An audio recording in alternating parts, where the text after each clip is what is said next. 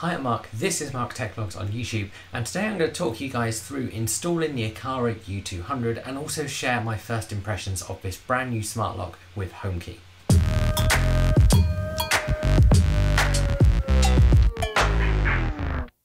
Now, this new smart lock from Aqara is one of the most anticipated smart locks I've come across, especially for UK and European users. And that's because it's the first retrofit smart lock we're getting that has Apple Homekey. And that's basically when you can use your watch or your phone just like you would when you're paying with Apple Pay. Now, Aqara have officially announced that this smart lock is being released to the public on the 9th of July, so that's just over a week to go.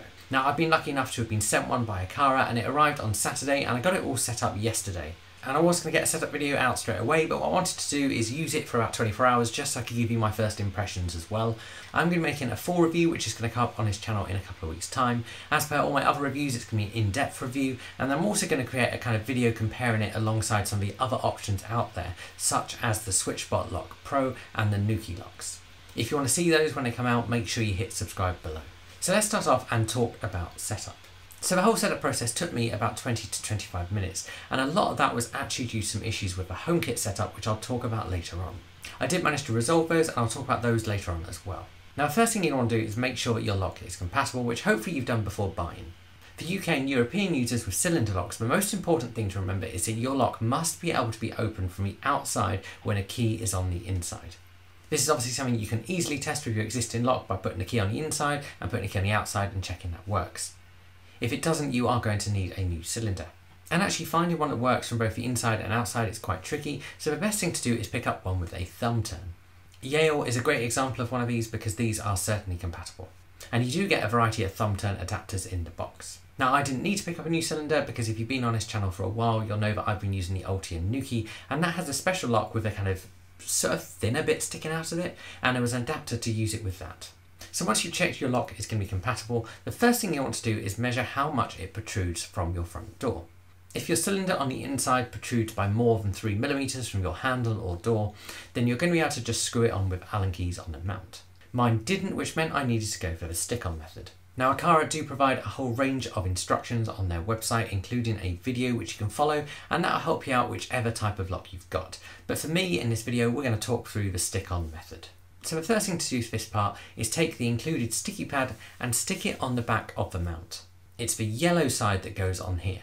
And the next thing you want to do is take the 3M tape off of the back and stick that onto your front door. Now, my handle does stick out a bit and this left a bit of space under the Aqara, so I actually used some of the included pads to add a bit of extra security to it. Basically, you're going to want this stuck onto your door as well as possible, and you have to hold it in place for 60 seconds during the process. Now, the next thing to do is either going to be to put your key in your existing cylinder or find the adapter that matches your thumb turn. You're then going to want to put the adapter in place. The next stage is to then put the actual lock over the mount. Prior to doing this, I recommend that you actually remove the cover from the front of the lock. Then, using the included screws, you're going to want to use the 3 screw holes on the Aqara lock to secure it to the mount.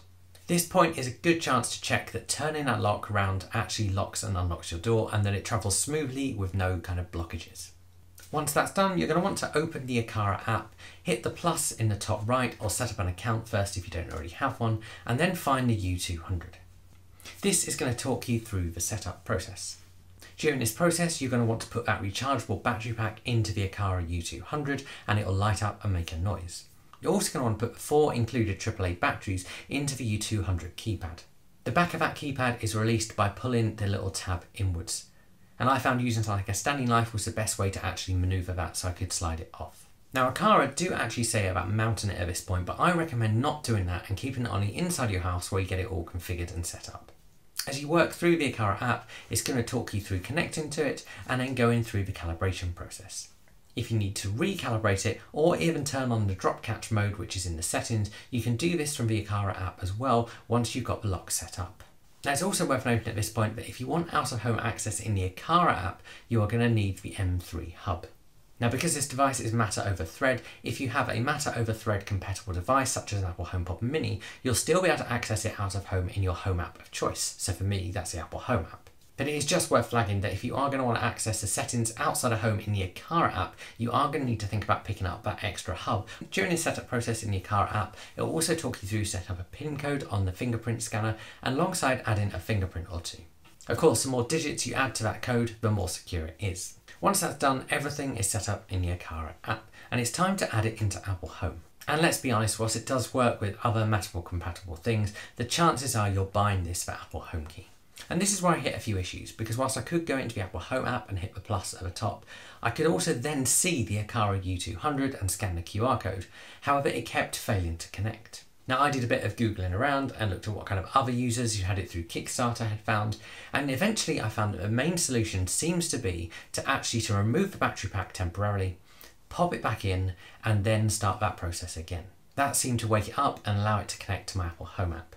Interestingly, I did also email Aqara support about this, who also recommended the same thing. So if you are having issues getting it into Apple Home, try that out and see if that works. If you're still having issues, let me know below and I'll try and help you out as well. Once you add it to your Apple Home app, it will then talk you through the usual stuff like adding it to a room and giving it a name, but then it will also set up Apple Homekey. Once you say you want it, it does this automatically and adds it to your wallet on your phone and your watch, but also to the wallet on the phone and watch of other people in your Apple household. This is great because it means everyone can use it straight away. All in all, the actual installation process was pretty simple and the Aqara instructions were really good.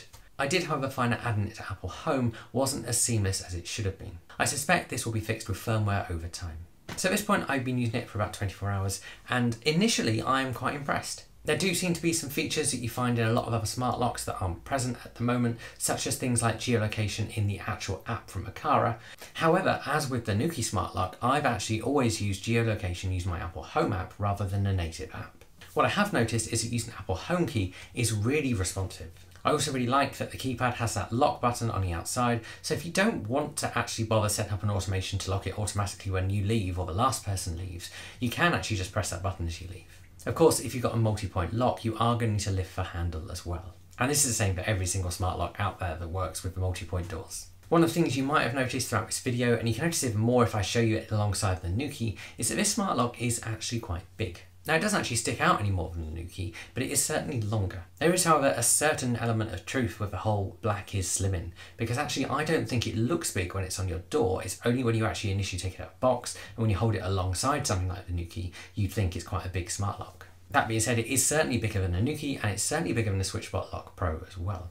The other thing you'll notice is that this thing is actually quite heavy, but both the build quality of that and the keyboard are really, really good, and this feels like a premium product. And I think this is what you'd expect when we're expecting a retail price of kind of between £200 and £250 when it goes on sale in a week's time. But initial impressions of this lock are pretty good, and I'm looking forward to putting it through its paces over the next few weeks. I'm also going to be asking Aqara lots of questions about some of the features that are due to come, and also going to clarify what you can and can't do without having that extra hub as well. So hopefully when I make my review in a couple of weeks' time, I'll be able to share my answers to those questions with you guys and help you make an informed choice about whether this lock is right for you, alongside sharing my genuine day-to-day experience of using this lock. Initial impressions, however, are that it is really high quality and that Homekey is awesome. If you guys have got any questions at the moment, do stick them below and I'll try and answer those, because I am going to be using this and putting it through its paces, and I'll happily kind of share my experience as I go along. If you do want to pick one up, I've put a link below to Amazon where you can shop Aqara products, and I will update that link to the product link when it actually goes live. That is an affiliate link. That means if you do use that link, I will get a very small cut of what you spend, and that just helps me keep making videos for you guys, because this isn't my full-time job and I don't get paid to make these videos. And actually, whilst companies do send me products to review sometimes, I very deliberately don't take payments for making those reviews, because I want to make sure my reviews are always honest and not influenced. If you guys want to see my other videos around smart locks when they do come out, hit subscribe below. Like this video if you've enjoyed it, and I'll see you guys again soon.